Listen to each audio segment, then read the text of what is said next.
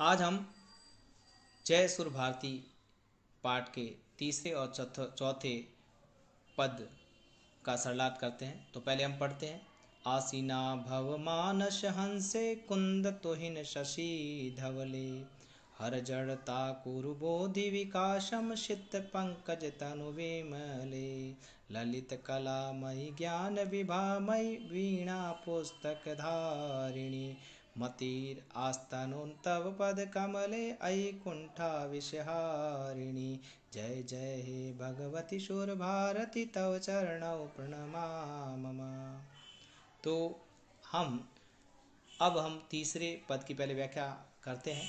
आसीना तव मानस हंसे। आसीना अर्थात आप विराजित हुए, बैठे। कहाँ पर?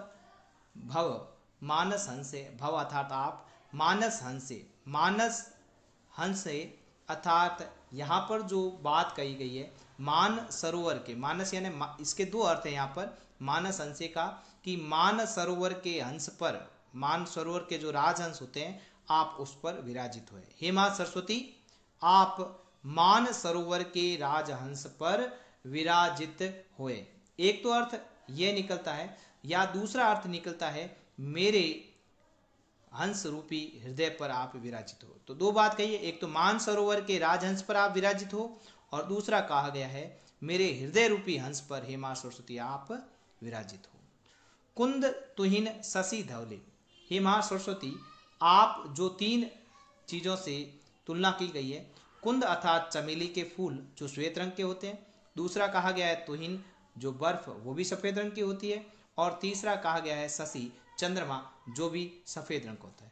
तो हे मां सरस्वती, आप जो हो चमेली के फूलों के, बर्फ के समान सफेद और चंद्रमा के समान शुभ्र हो, अर्थात श्वेत रंग की हो, सफेद रंग वाली हो। और तीसरी चतुर्थ पंक्ति में कहा गया है सित पंकज तनु विमले। सित अर्थात श्वेत रंग के, पंकज अर्थात कमल, और सफेद कमल के समान निर्मल शरीर वाली हो। तो यहाँ पर इस चौथी पंक्ति को पहले जोड़ेंगे हम कि हे मां सरस्वती, आप राजहंस पर विराजित होने वाले, या मेरे हंस रूपी हृदय रूपी हंस के ऊपर विराजित हुए, और चमेली के फूल के समान, बर्फ के समान और चंद्रमा के समान आप श्वेत रंग की हो, और आप सफेद कमल के समान निर्मल शरीर वाली हो।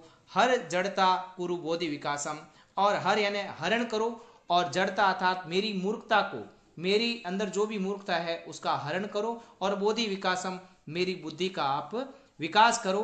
जय जय भगवती सुर भारती, हे मां सरस्वती आपकी जय हो। आगे चौथे पद पर चलते हैं। ललित कलामयी।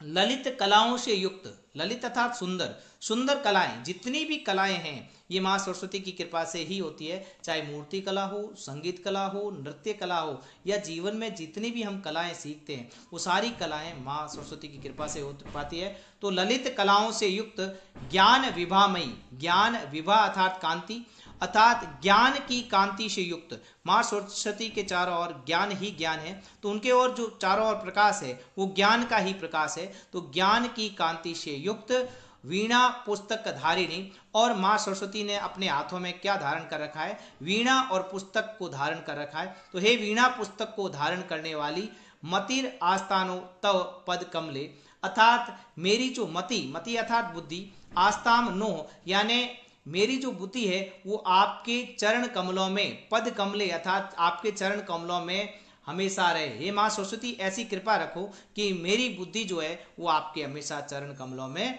रहे।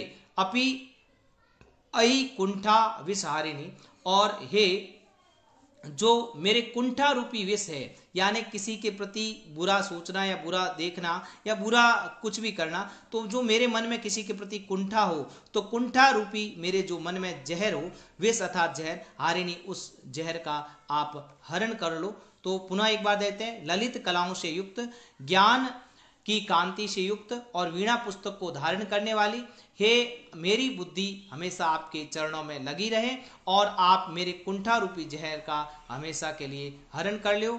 और हे माँ सरस्वती आपकी सदैव जय हो।